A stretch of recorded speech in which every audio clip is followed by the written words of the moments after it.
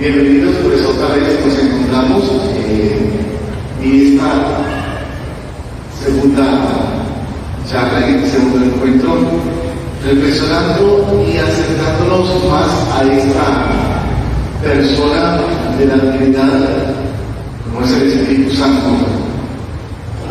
Hoy, en esta noche, vamos a reflexionar sobre la presencia del Espíritu Santo, Señor, dador de vida en la Iglesia.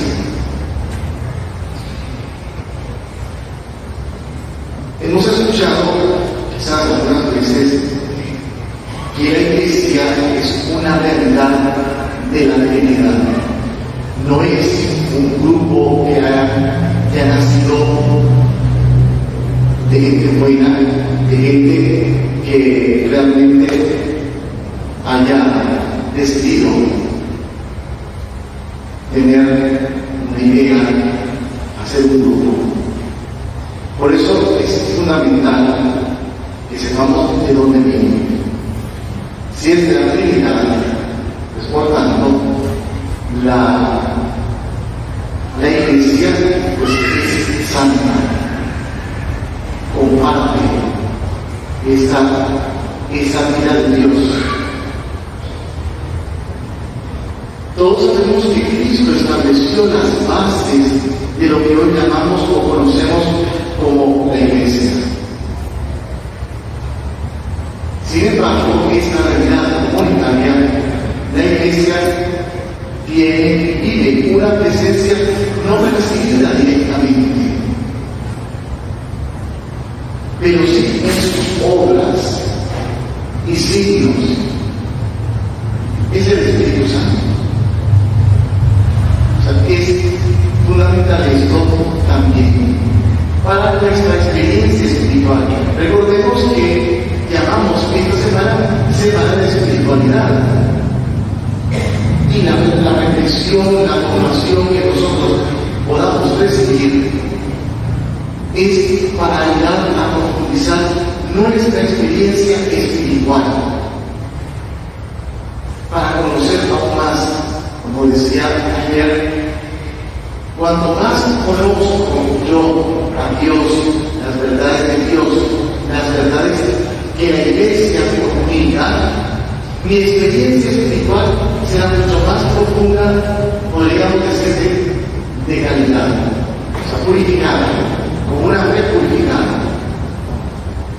Y eso es necesario, porque si nosotros no tenemos una fe purificada, pues se ven tantas cosas, información que no es Dios.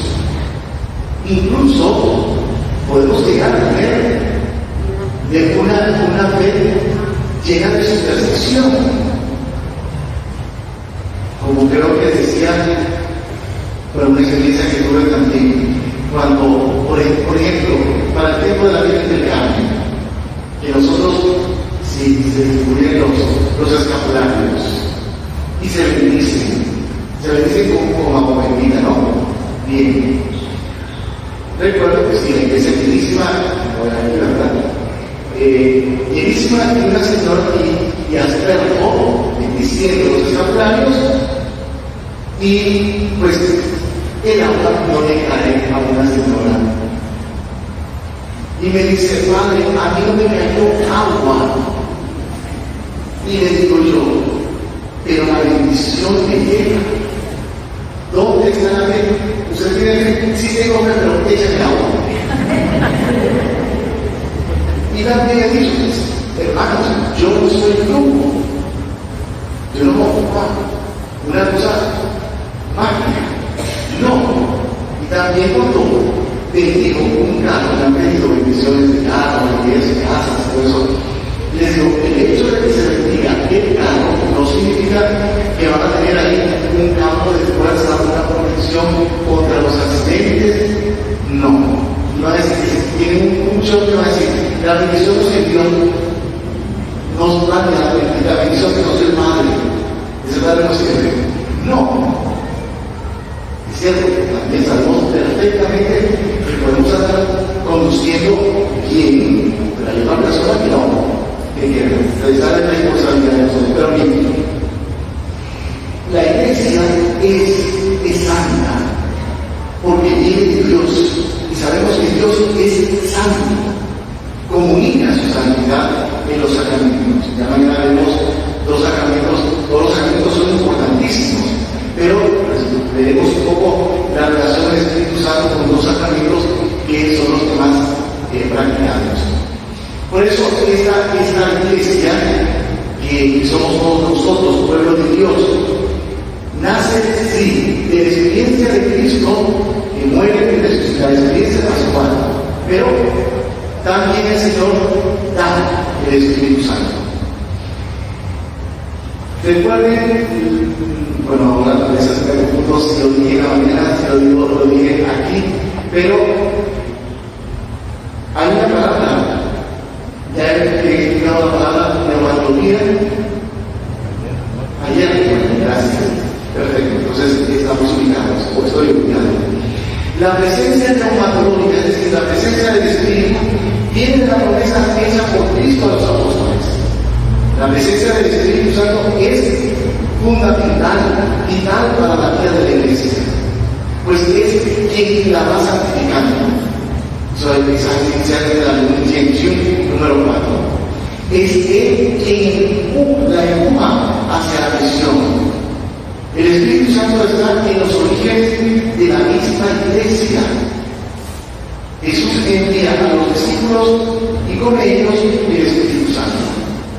El impulso misionero de los apóstoles es un impulso neumatológico, es decir, del Espíritu Santo. Eso también es importante aclarar. Ustedes como iglesia, pueblo de Dios, es importante saber de dónde venimos nosotros, cuál es nuestro origen. El Señor Jesús fundó la iglesia. Bien, eso pues es importante saberlo, tener claro. El Señor no puso una mesa, reunió a los apóstoles, a la Santísima Virgen, a las mujeres que andaban con Jesús, ya, y eso, y no hizo nada. Dice, bueno, ahora junto a la iglesia. No, el Señor anunció el reino de Dios. El reino de Dios está cerca, conviértanse. Curó, perdonó, realizó signos de la presencia del reino de Dios. Llamó a los apóstoles y también podríamos decir ese grupo de mujeres de la Madre Santísima que andaban con Jesús. Entonces ya había una comunidad y otros discípulos, había un grupo que seguía a Jesús. Pero recordar que eran gente sencilla, eran también pecadores, envidiosos, mentirosos, ladrones. Miren lo que es nuestro. Claro, pero hay que aclarar que aquí la que nos habla es la Madre Santísima, en ese sentido, en el grupo, ¿no?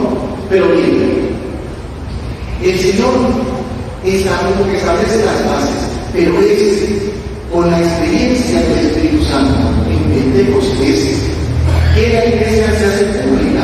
Los apóstoles tuvieron la fuerza, la valentía de anunciar a Cristo al mundo de la vida por su Señor, de ser mártires. Y esto es realmente fundamental saber que Cristo y el Espíritu Santo. ¿Se recuerdan que yo voy a estar subrayando esto? ¿Ya? Y que con que se tiene esta idea, para mí la semana habrá estado excelente. Ya, solo Cristo y el Espíritu Santo. Y recuerden cómo los apóstoles, después de la muerte de Jesús, estaban comiendo. Y lo primero que el Señor da es el Espíritu. Reciban el Espíritu Santo. Ya la nueva humanidad se hace presente entre los apóstoles y da del Espíritu. Y es lo que ya empieza la promesa de Jesús a cumplirse. Mandaré el Espíritu Santo. Es necesario que yo me mande. Y esto es lo que decían los apóstoles. Aquí está nuestro origen: Cristo y el Espíritu. La iglesia grande de la experiencia pascual del Señor y el Espíritu Santo, la promesa del Espíritu, que fortalece a los apóstoles, que ilumina, que entienden la experiencia pascual de Cristo. Y ahí va nuestra iglesia. Así empieza. Por eso, ayer les decía que el libro de los Hechos de los Apóstoles se habla que es el libro del Espíritu Santo. Porque ahí empieza, pues, está las primeras comunidades cristianas que están siendo guiadas por el Espíritu. El Espíritu Santo va conformando esa iglesia que viene desde la Trinidad, y desde la eternidad, desde la vida de Dios, que Dios ha deseado esta iglesia, su pueblo de Dios. Y todo eso lo vemos también, claro, en el Antiguo Testamento, que viene siendo preparado hasta que llegue la plenitud de los tiempos con Cristo. Por eso, estar conscientes de nuestro origen. Por ejemplo, si yo les pregunto a ustedes dónde vienen con su familia, empezarán a decir, bueno, mis abuelos, si se recuerdan, pues mis abuelos eran estos, mi papá, mi mamá, incluso mamá, qué sé yo, cosas así, de la familia. Bueno, cuenten de su familia eclesial, de dónde viene usted, que es parte de la Iglesia Católica, cuál es su origen. Eso es importante, estar obligados a hablar de nuestra familia. Es realmente fundamental porque si yo sé de dónde vengo, mi pueblo, pueblo al cual yo pertenezco, viene de Dios. Y yo he recibido en el bautismo, desde el bautismo, un espíritu de hijo adoptivo. Quiere decir que mi origen es Dios. Ahí está, como iglesia, como hijo, que Dios Padre me ha tomado como hijo. ¿Qué significa esto? Pues parecerme a Dios. Todos sabemos, o sea, vemos nuestras caras. Si es que yo me parezco a mi papá o me parezco a mi mamá, o a mis hermanos. Es ese vínculo que debemos saber que existe entre Dios y nosotros.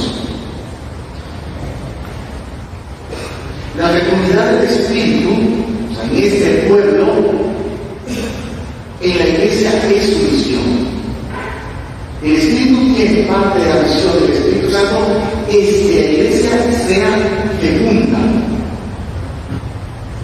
comunicando, viviendo, testimoniando la verdad que se ha dado. Recuerden ahora de qué verdad estoy hablando. ¿De qué verdad nos habla el Espíritu? Pues el Espíritu, al comunicar esa verdad, es la verdad de Cristo, la verdad de Dios, esta verdad ha de ser fecunda, transmitiéndola el Espíritu Santo. Y repito la característica del Espíritu, que es silencioso, que no muchas veces no se siente, se podrá sentir, depende de su voluntad, pero no busquemos que yo quiero sentir el Espíritu Santo. No. Aquí lo importante es la fe. Veamos que este ejemplo de nuestra Madre Santísima, que la misma iglesia, en su reflexión, ve a María como modelo de la iglesia. El modelo vertical, ahí tenemos ese modelo, hacia ese modelo hemos de aspirar, de ver.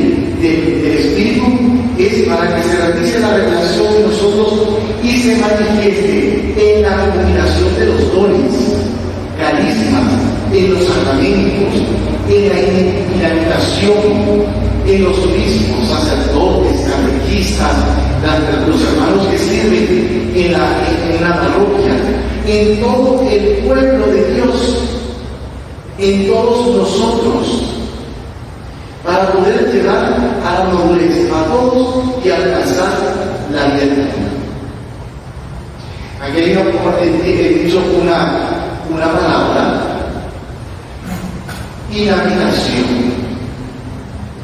¿La han escuchado? Por favor, no se me dejen cantar.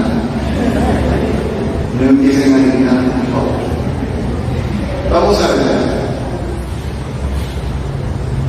Vamos a ver si alcanza un poquito el nivel del grupo de la mañana. Yo sé que aquí son muchísimos, son mucho más.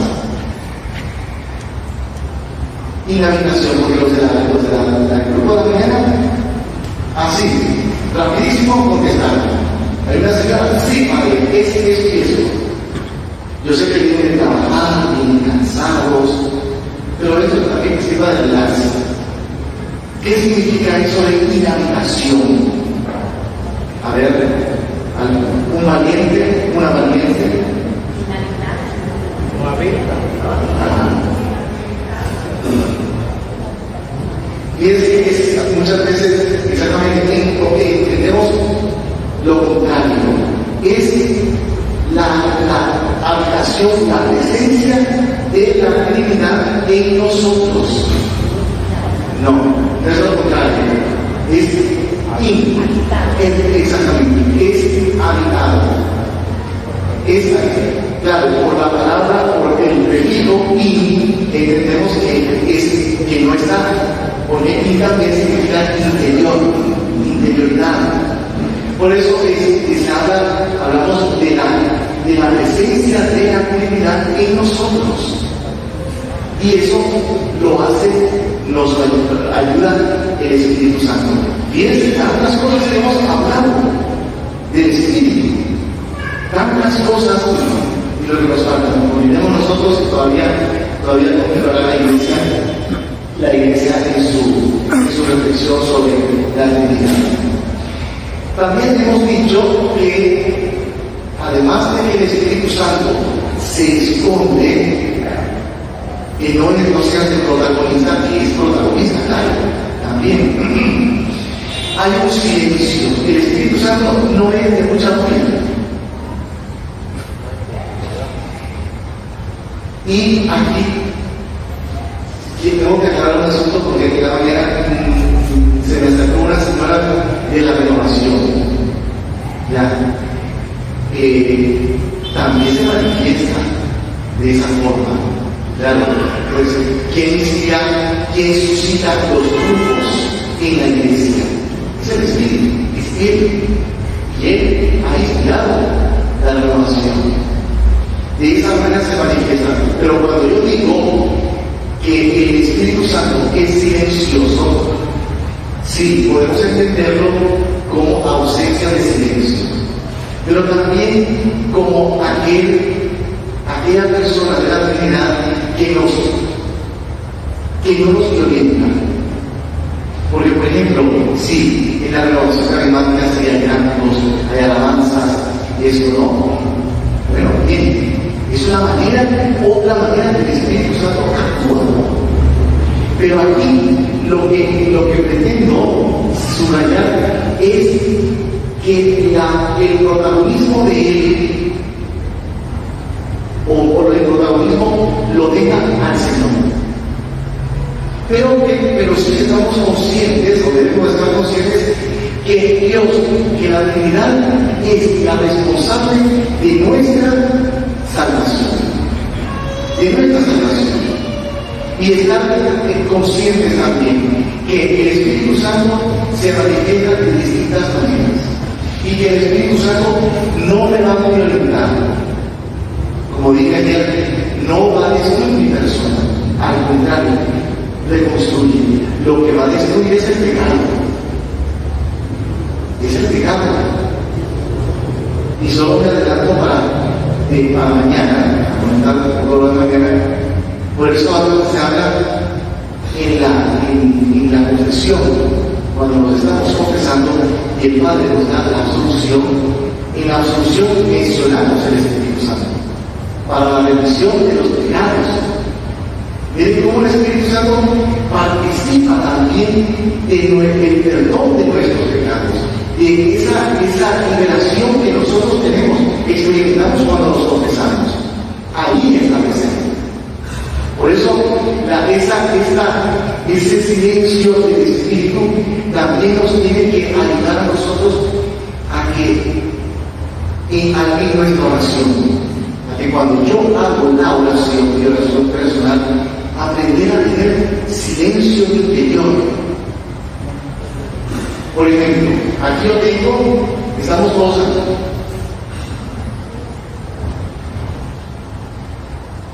Hay silencio exterior. Qué rico. Silencio exterior. Pero tenemos silencio exterior, interior. ¿Cómo venimos? Muchas veces estamos preocupados y estamos aquí con la peor venir aquí a dormir esta tarde. Vengo del trabajo, estoy cansada. ¿Qué podemos? Y empezamos a pensar en tantas cosas, mientras estamos, o tal vez como cuando estamos en una reunión, la reunión está aburridísima, pero terminamos esta reunión y empezamos a hablar ya. Igual, o estamos en la misa y el Padre habla, y ya quiero irme. ¿Y qué pasa? O sea, no tengo silencio interior, tengo preocupaciones también por mis pecados. Y esto es fundamental, es necesario el silencio interior para que yo pueda identificar las emociones del Espíritu. Y realmente es una cosa cierta. La necesidad del silencio en nuestro interior es necesario. Lo necesitamos. Porque solo así seré capaz, siempre con la ayuda del Espíritu, de identificar sus emociones, de saber qué me quiere decir. Yo de eso estoy convencido.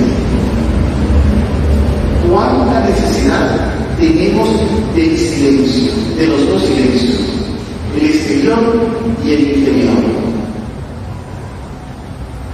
Porque es así, y es realmente maravilloso. Porque cuando yo identifico, cuando yo logro, claro que es una gracia con la ayuda del Espíritu, tener silencio interior, se pasa a otro plano. Y es el plano del Espíritu. Y es ahí. Y es curioso porque he hecho el experimento, se les pidió la experiencia de retiros y todo eso, y le digo a las personas, vamos a hacer silencio, no hable con nadie. Y eso es difícil. Así es que para decir buenos días, para decir, deja que el Espíritu te hable. Deja tu interioridad en paz. Miren cómo están ahora. Qué maravilla. Bien portados. O para hacer un retiro, ya. O pasar tal vez toda la noche. No. Pero, y estar así. Porque fíjense, y de esa forma, en ese silencio interior, es que podemos discernir. Y se da la identificación del Espíritu. Y eso es cierto.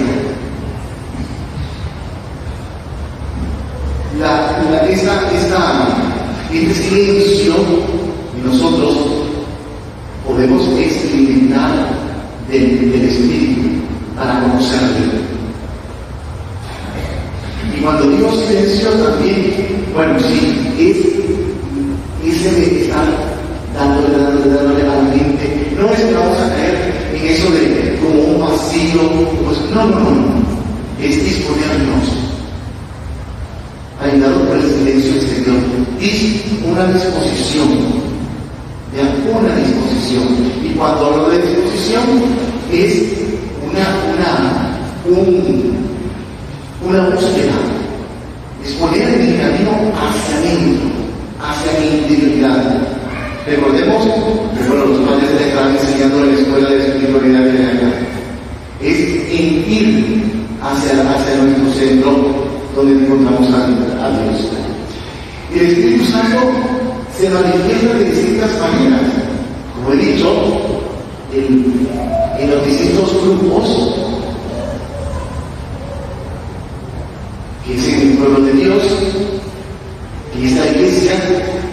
Esa manifestación se observa en las celebraciones litúrgicas, en los proyectos pastorales, en los dones que da a cada cristiano, los carismas, en la misión de evangelización que se desarrolla de distintas maneras. Hoy en la mañana se me acercó una señora, una hermana de la renovación, y me habló sobre el don de lenguas. Y yo le decía si ella esperaba a alguien que se me acercara y me hiciera esa pregunta. Sí, es un don del Espíritu. Pero frente a los dones del Espíritu, nosotros debemos tener una actitud de humildad. Yo también hace muchos años estaba estudiando en la lengua alemana y me encontré también una señora que decía: si es que yo quiero tener el don de lenguas, si es que yo quisiera, está bien, de acuerdo, pero si el Espíritu no te lo da, bendito sea. Si te lo da, bendito sea, porque los dones son de Dios, no son míos, no son nuestros. Los dones son de Dios y Él los da cuando Él quiere y considera darlo a la persona que si una hermana se le da el don de lenguas, bueno, bendito sea Dios, punto. Yo llevo mi camino, el Señor me lleva por otro camino. Y como dije ayer, aquí la perfección, bueno, tomando las palabras de Santa Teresa de Jesús, la perfección consiste en hacer la voluntad de Dios y hacer lo que, pues, desea hacer lo que Dios quiere que seamos. Que sí, que me da lástima decir, bueno, aquí nos va a saltar, en este caso, la virtud de la humildad. Señor, bendito sea, no me lo digan a mí, no me lo digan a mí, yo quisiera tenerlo, pero posiblemente con ese don me voy a perder, porque me puedo llenar de vanidad, me puedo llenar de soberbia. Cuidado. Dice, se habla de la iluminación de Cristo, hay que tener cuidado con los dones que Dios nos da, porque el maligno anda, se le pone a mí y me con Dios, de la bendecido con este carisma, con este don. ¡Qué maravilla que eres! Eres una buena persona. Y el pavo real extiende sus plumas. Aquí vengo yo con este don. No, hermanos. Aquí es cuestión de apertura a la voluntad de Dios, de una actitud de humildad. Es esto. Frente a todas las actividades de la iglesia, ¿qué es lo que impulsa, lo que mueve a esta iglesia a evangelizar, a realizar los proyectos pastorales? Por ejemplo, ¿qué es lo que mueve al párroco de esta iglesia? A los padres que trabajan con él, que colaboran a esta comunidad de frailes? ¿Qué es lo que mueve? tomo las palabras de Teresa del Niño Jesús, Teresa del Espíritu, nos puede iluminar. La caridad me dio la clave de mi vocación. Comprendí que si la Iglesia tenía un cuerpo compuesto de diferentes miembros, no podía faltarle el más necesario, el más noble de todos ellos. Comprendí que la Iglesia tenía un corazón y que ese corazón estaba ardiendo de amor. El elemento fundamental, vital, de base de la Iglesia es el amor. Es el amor. Es lo que mueve a la Iglesia. Recuerdan el texto de Romanos 5:5. Creo que las comparaciones son, pero los de la mañana están, pero seguramente están como más frescos, más despiertos, porque si yo les pregunté de Romanos 5:5, sí, padre, esto y el Espíritu, hemos recibido ser hablado del amor y en el Espíritu Santo. Rapidísimo. Pero bueno, hay que redundantes. Se les perdona. Pero bien, entonces este amor, eso es lo que motiva a toda la Iglesia. Es que en el centro de la Iglesia está ahí el amor. Y Teresa pues nos ilumina en esto. Porque solo para contextualizar, cuando ella dice la caridad me dio la clave de mi vocación, Teresa del Niño Jesús era una carmelita descalza en ese mundo y vivía en un monasterio contemplativa, no podía salir por vocación, pero ella quería evangelizar. Sentía en su experiencia de Dios, ella y en su amor a Cristo quería hablar a todos de cualquier manera.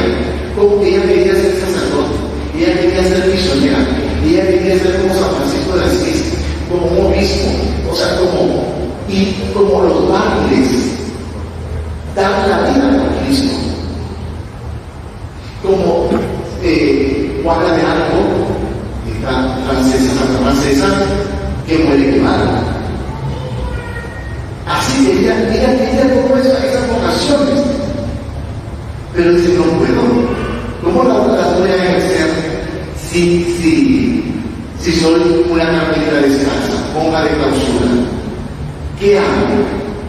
Por eso dice, la caridad me dio la clave de mi vocación. Es cierto que ella quería ser carmelita, ella era carmelita descalza, pero estaba buscando cómo llegar a todos, que su oración llegara a todos, que todos tuviéramos conocimiento de Cristo. Y dice por eso, la caridad me dio la clave de mi vocación. Que es decir, que la Iglesia, ella en su reflexión, fíjense qué maravilla, ella en su reflexión, leyendo a San Pablo, sí, se descubre que la Iglesia es un cuerpo. Cuerpo de Cristo, el cuerpo físico de Cristo, compuesto de diferentes miembros, pero no puede faltarle el más noble de todos, el amor. Es el amor lo que nos mueve. Como leíamos ayer en Romanos 5, ese amor que ha sido derramado en nuestros corazones por el Espíritu Santo, que se nos ha sido dado. Por eso es el Espíritu, por eso decía Cristo también, que la presencia del Espíritu Santo es vital para la Iglesia, porque está empujando, alimentando, animando, comunicando. Y comunica eso, el amor de Dios. Que ese amor es tan fuerte, tan potente, que es capaz de transformar nuestra vida. Lo es.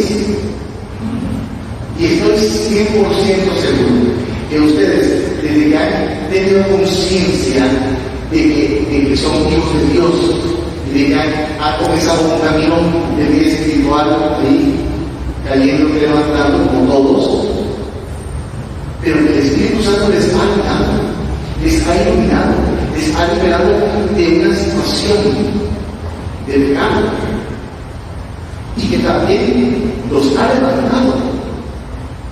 Como decía, lo encontramos también en la enseñanza del sacramento de la reconciliación. Teresa nos da la clave de todo el movimiento de la Iglesia. Pero el corazón de esta Iglesia no es el Espíritu Santo. Hay que tener también cuidado de esto.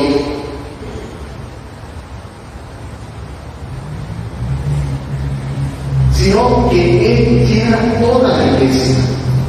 Teresa continúa en texto citado: comprendí que solo el amor hacía actuar a los miembros de la Iglesia. Que si el amor llegaba a apagarse, los apóstoles ya no anunciarían el Evangelio y los mártires se negarían a derramar su sangre. Este amor de Dios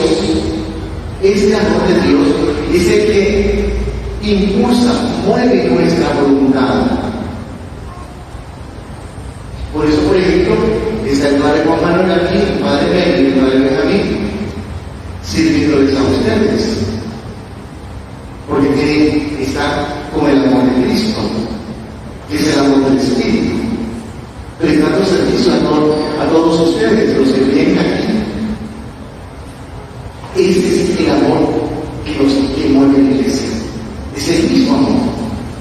Una catequista, pues ahí nos lo está moviendo el Espíritu Santo. Teresa nos señala el centro de la eclesiología, que es el amor. Pero este amor no es humano, sino que viene de Dios. El Espíritu Santo, por tanto, no podemos comprender la Iglesia sin el amor, sin el Espíritu Santo, como ya lo he dicho. Dice un autor: vínculo de amor entre el Padre y el Hijo recae en el Espíritu Santo, en manera especial. Realizar en el cuerpo de los creyentes el reunirse en la caridad. Por esto, con frecuencia el Espíritu es llamado el alma de la Iglesia. Aquí tengo esta cita, el nombre ahí interesante, no mal. Es llamado el alma de la Iglesia. Pero claro, no podemos decir, se le dice, pero no es propiamente, porque el Espíritu Santo es persona de la Trinidad. Lo que hace el Espíritu es animar nuestra Iglesia, nuestro centro como Iglesia, que lo llena de amor, y así nos somos impulsados hacia la evangelización, hacia el compromiso. Recordemos, no olvidemos que como bautizados estamos llamados a evangelizar. ¿Cómo? La Iglesia indica. Hay diversas maneras. En la familia, por ejemplo, ¿cómo evangelizar un matrimonio, un papá, una mamá? Sabemos perfectamente, sí, a los sacerdotes, hay catequistas. Pero todo esto tiene sentido desde el amor de Dios. Todo eso.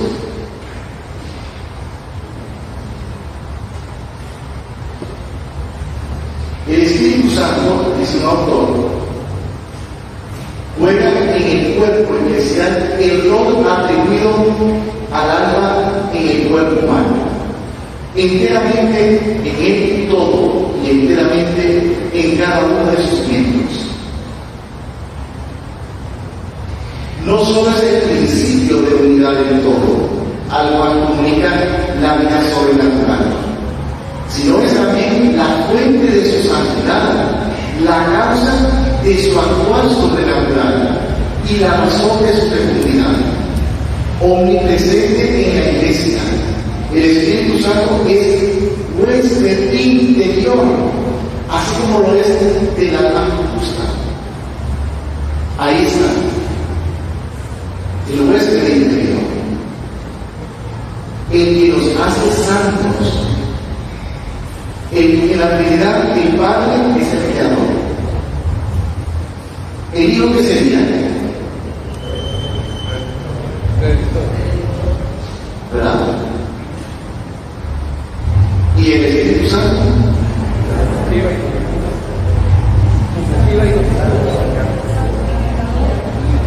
santificador. Sí, está bien, pero base propio para que entendamos es el santificador. Está bien porque nos impulsa, nos da sus dones, ¿ya? Nos vamos hablando, a ser santos, a ser santos. Y esto, repito, quiero repetirlo, que la santidad no es el hecho de que yo me porte bien. Claro, también, por supuesto, también. Pero aquí es, la santidad es una experiencia de Dios. Es ahí donde vamos a ser transformados en la santidad que Dios nos va dando. No se les olvide que no es el que va haciendo la obra de la santificación para unirnos a Cristo es el Espíritu Santo. El Espíritu, como habíamos dicho, está en los orígenes, desde los orígenes o en los orígenes de la Iglesia. El Espíritu Santo, fruto del resucitado, reciban el Espíritu Santo. En Juan 20:22. Jesús, después de su resurrección, concede el Espíritu Santo a los apóstoles. Este Espíritu era necesario que estuviera en el nacimiento de la Iglesia para poder recibir la verdad de Dios, la fuerza de Dios, el estilo de vida de Dios, la santidad de Dios. Pero no será hasta Pentecostés que la Iglesia se manifestará. La vida nueva, la comunidad nueva, la comunidad de Dios. El Espíritu comienza su misión de guía y capacitador de los apóstoles, de la nueva comunidad de creyentes. Que somos todos nosotros, el pueblo de Dios. Pero ese Espíritu, como decía ayer, el Espíritu de la verdad, nos comunica el Espíritu de Dios. ¿Cómo es Dios? ¿Cómo es Dios? Si yo quisiera saber cómo es Dios, que yo no fuera sacerdote, que no fuera católico, yo les preguntara a ustedes, ¿cómo es Dios? ¿Qué me dirían ustedes? Es amor, es bondad. Es bondad. Veamos un momento. Quiero verle las caras. Muy bien, espero que nosotros no se nos olviden. Se nos olvidan los nombres, pero las caras no. Vamos a ver, estos hermanos están más cerca del cielo que muchos de ustedes. Ustedes están como, no sé, 100 kilómetros del cielo. Pero ellos están como a 2 cuadras. Tan cerca. ¿Qué es? ¿Qué sería Dios para nosotros o para ustedes? El amor. Bien, ¿saben una forma fácil de contestar? Nuestro Padre Creador, sí. Pero ¿saben una forma de contestar? Y espero que sea así. Miren a los hermanos, cómo se aman. Ahí está. Y podría yo decir, si me dice, cuando la iglesia Roma me preguntaron, ¿qué tuviste? Sí, fue que estuve en el Salvador y viste a Dios. Claro que sí.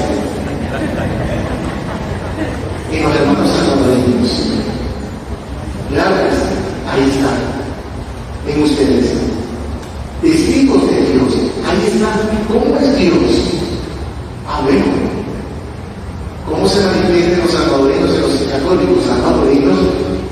la acogida, la unidad entre ellos. Ese es un testimonio. Y es de la iglesia. Es de la iglesia. ¿Por qué? Porque inconscientemente, o conscientemente, ustedes han recibido la noticia de Cristo, la noticia que les da el Espíritu Santo, que les ha dado, que han recibido retiros, que han leído la Biblia, que vienen a misa, que han recibido una charla, que han venido a muchas semanas de espiritualidad, que han reflexionado. Ahí va quedando algo. Y por eso yo podría decir, he visto a Dios, he visto al Espíritu Santo moverse por ahí entre ustedes. La celebración que fue el domingo a las 11:30 de la misa, ahí está. Entonces, por eso es el signo de nosotros los cristianos es el amor. Miren cómo se ama. Eso es. Pero es el amor que viene de Cristo. No es el amor humano. Hoy me haces un favor, yo te quiero. Y a mañana me pagaste, se acabó, te corto. ¿Estás enterrado o enterrado? No. ¿Por qué? Porque amo a ese hermano, pero auténticamente. Ese es el amor que me da el Espíritu Santo, que se está haciendo efectivo en mi vida. Es ahí. Por eso necesitamos pedir esta gracia, que el Espíritu Santo se haga efectiva, la presencia, esa acción, porque lo tenemos, pero muchas veces, como he dicho ayer, lo arrinconamos.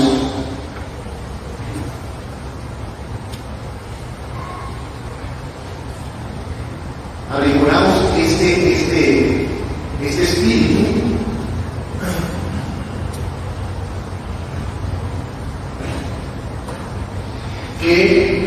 que quiere darnos la vida, que quiere manifestarse en nosotros, que quiere transformarnos, que quiere comunicar su gloria en nosotros, en nuestra vida.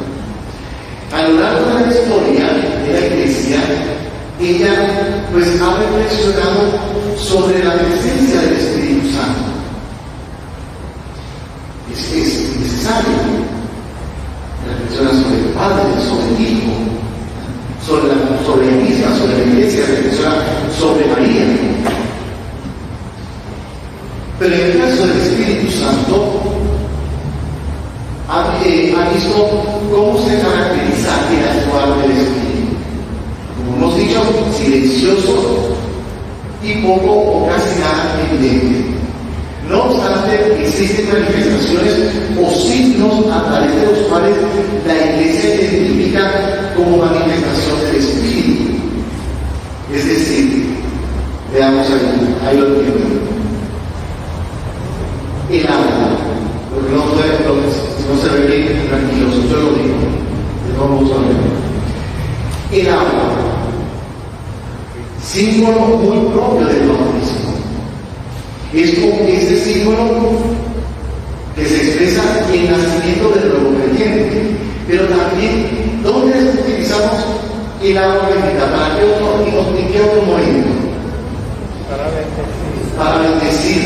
Pero, por ejemplo, cuando estamos en tiempo pascual, que sustituimos el acto penitencial y el sacerdote acerca a la comunidad, a la asamblea. La unción y el sello, ungir con aceite, es tan significativo del Espíritu Santo como para convertirse en su sinónimo. El sello se usa para expresar el carácter en el bautismo, confirmación y gloria. La presencia perenne del Espíritu. Nosotros somos ungidos. Fuimos ungidos en el bautismo. El fuego, su simbología lleva el sentido de la energía transformante de los actos del Espíritu. Hay una frase: el fuego, sabemos, pero también nos da calor, quema, purifica. Y en el caso del Espíritu, que se representa como fuego, nos está purificando purifica nuestro interior. ¿De qué? ¿De qué nos purifica? Del pecado, ¿ya? De nuestros pecados, y de la purificación. Ojo, la purificación duele. Nosotros ya lo que sentimos o sea, va quemando. Es posible así también. El Espíritu Santo sabe cómo hacerlo. La nube y la luz. Esos dos símbolos los encontramos en el Antiguo Testamento. La nube a veces oscura, a veces luminosa. Expresa la presencia de Dios, su gloria. La nube y la luz manifiestan la trascendencia de Dios. Vemos en el libro, por ejemplo, de Daniel, en la transfiguración, en la ascensión del Señor, que aparece la nube. La figura de la nube en la Sagrada Escritura está significando eso, trascendencia, o sea, esa comunicación de Dios hacia nosotros. Recordemos en la transfiguración, ¿no? Estaban estos tres apóstoles del Señor y ya fueron cubiertos de una nube. Y claro, Sandra del pobrecito que se andaba medio perdido. ¡Ay, qué bien que se está aquí! ¿Ya? ¿Listo, no? ¿Ah? Hacer las tres cosas. ¡Qué bien! Nosotros hoy hubiéramos dicho, podríamos hacer posible. Y nos va súper bien con ese clima. ¿Ya? ¿Listo? Pues sí. Y a veces no entendemos esa comunicación de Dios. Y la nube, recordemos también en este paso del pueblo de Dios, del pueblo que va por Egipto, y que la nube lo cubre. Esa presencia del Espíritu. La nube luminosa es esa de la transfiguración, de la ascensión del Señor. La mano, mediante la imposición de mano, es que viene el Espíritu Santo. Cuando ponemos las manos en el bautismo, también en nuestra ordenación sacerdotal, recibimos la imposición de manos y recibimos el Espíritu Santo. El dedo, con el dedo de Dios, Jesús expulsaba a los demonios. En Lucas 11:20.